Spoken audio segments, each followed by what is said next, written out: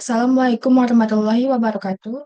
Perkenalkan nama saya Aryani Dwi Putri Barsiagian dengan NIM C1CN022056. Di sini saya ingin mempresentasikan PPT saya yang berjudul Teori dan Pengembangan Hipotesis. Pengertian teori.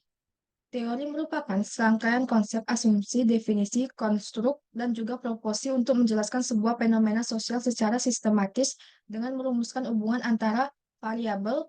Jika berdasar pada pengertian tersebut, maka teori mengandung tiga hal. Pertama adalah teori merupakan serangkaian proposi antara konsep-konsep yang saling berkaitan. Yang kedua yaitu teori menjelaskan secara sistematis tentang suatu fenomena sosial dengan cara menentukan hubungan antar konsep. Kemudian yang ketiga yaitu teori menjelaskan tentang fenomena tertentu menggunakan cara menentukan sebuah konsep yang berkaitan dengan konsep lainnya dan juga bentuk hubungan tersebut. Manfaat teori dalam penelitian. Pertama, teori membantu dalam membatasi penelitian. Kedua, teori dapat memberikan gambaran pendekatan yang perlu diambil. Ketiga, teori membantu untuk memfokuskan objek kajian. Keempat, teori sebagai dasar hipotesis penelitian. Kelima, menemukan metode sesuai untuk penelitian. Jenis-jenis teori dalam penelitian. Pertama, teori induktif. Teori induktif adalah jenis teori yang mencoba menerangkan dan menjelaskan suatu fenomena yang berasal dari data ke arah pandang sebuah teori. Teori jenis ini menggunakan teori untuk membantu seseorang peneliti dalam membantu mencari sudut pandang dalam penelitian. Teori juga dipandang dari suatu hal yang khusus dan disimpulkan menjadi hal umum. Kedua, yakni teori deduktif. Teori deduktif adalah jenis teori yang digunakan dengan hipotesis perkiraan atau suatu pengandaian yang dilakukan oleh peneliti dan akan diperjelas dengan hasil data. Teori jenis ini menggunakannya untuk membuktikan kebenaran atau keterlibatan dari sebuah teori terhadap suatu fenomena. Teori dipandang dari suatu hal yang umum dan disimpulkan menjadi hal khusus. Ketiga, ini teori fungsional. Teori fungsional adalah jenis teori yang digunakan untuk menjelaskan keterkaitan antara data dan perkiraan teoritis. Maksudnya adalah bagaimana sebuah data yang ditemukan peneliti akan berpengaruh pada pembentukan teori, dan pembentukan tersebut akan mempengaruhi data juga, sehingga muncullah hubungan saling mempengaruhi data dan teori. Definisi hipotesis. Hipotesis berasal dari kata hipo, di bawah atau lemah, dan tesa yang berarti kebenaran. Dari kedua akar katanya dapat disimpulkan bahwa hipotesis adalah kebenaran yang lemah. Kebenaran hipotesis dikatakan lemah karena kebenarannya baru diuji pada tingkat teori. Untuk menjadi kebenaran yang kuat, hipotesis masih harus diuji menggunakan data-data yang dikumpulkan. Kebenaran yang lemah akan meningkatkan menjadi tesa apabila berdasarkan hasil uji menggunakan data yang dikumpulkan memberi kesimpulan mendukung hipotesis. Sebaliknya, bila hipotesis teruji melalui data yang dikumpulkan, maka hipotesis tidak dapat lagi diterima sebagai kebenaran. Jadi, hipotesis adalah dugaan sementara yang belum terbukti benar atau salahnya. Manfaat hipotesis dalam penelitian. Pertama, memberikan batasan dan memperkecil jangkauan penelitian dan kerja penelitian. Kedua, mensiagakan penelitian kepada kondisi fakta dan hubungan antar fakta yang kadang-kadang hilang begitu saja dari perhatian peneliti. Ketiga, sebagai alat yang sederhana dalam memfokuskan fakta yang bercerai-cerai tanpa koordinasi ke dalam suatu kesatuan penting dan menyeluruh. Keempat, sebagai paduan dalam pengujian serta penyesuaian dengan fakta dan antar fakta. Jenis-jenis hipotesis dalam penelitian.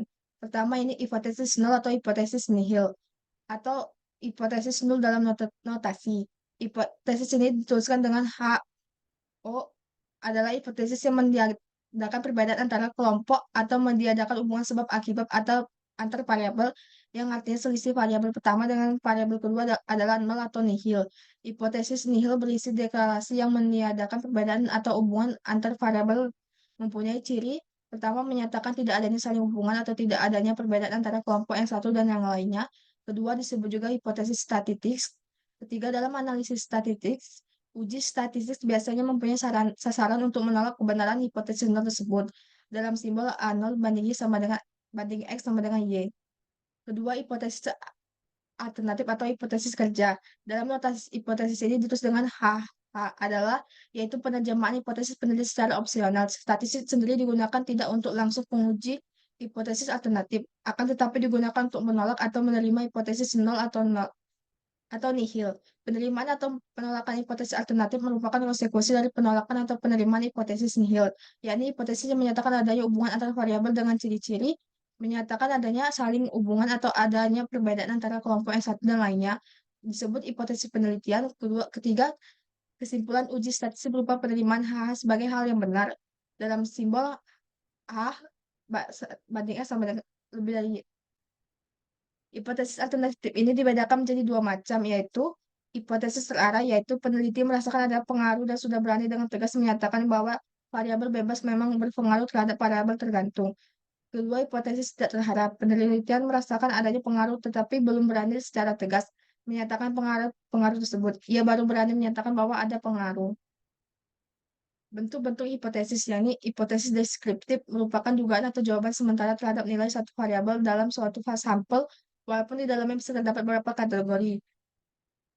Kedua, yaitu hipotesis komparatif, merupakan dugaan atau jawaban sementara terhadap perbandingan antara dua variabel atau lebih.